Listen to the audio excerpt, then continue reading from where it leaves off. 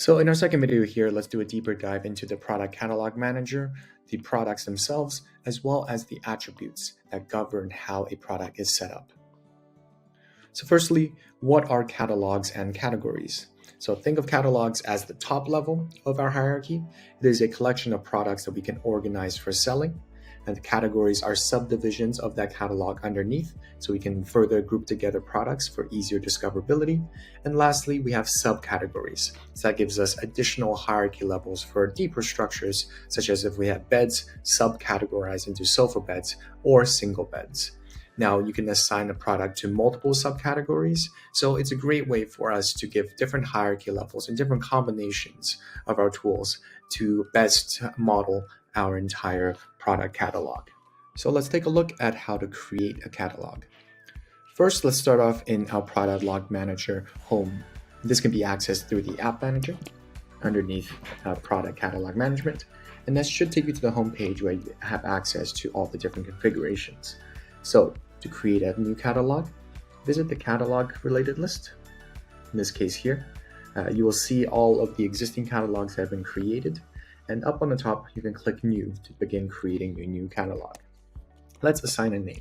So say, for example, I have a new set of products, new catalog, and I want to give a description to it. This can be viewed within the catalog and the transaction line manager, and also just for overall description of your products themselves. A code can be a unique code in which you want to assign this catalog to, useful for identifying various levels of catalogs, as well as if you are looking for integration in the future.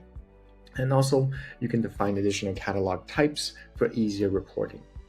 The effective start and end dates govern when this catalog will be effective, meaning that you can have a start and end date, expiry date to it, in case there are catalogs that are only valid for certain times of the year, such as if you have an annual catalog, as in if you update your pricing annually, or etc.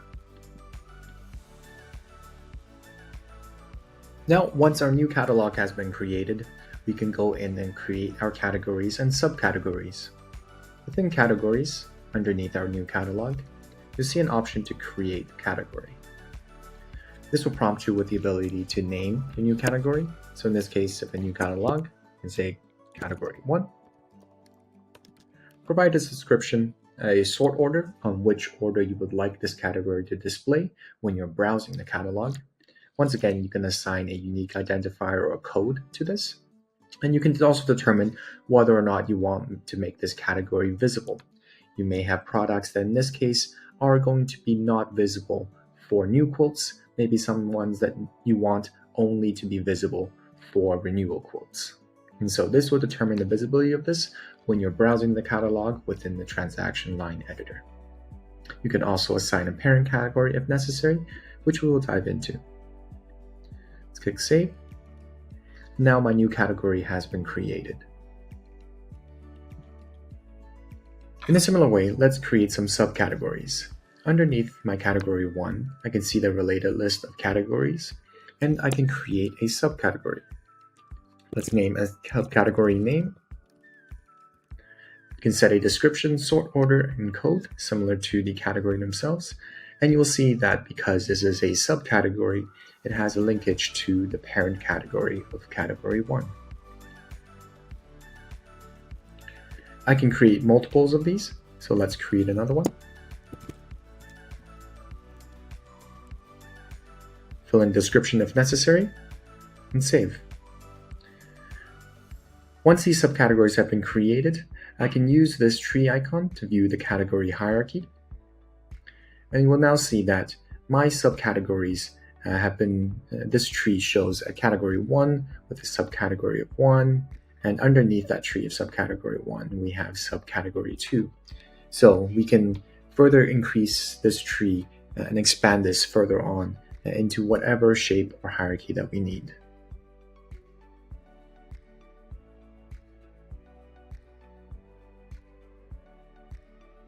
Next step is to assign products.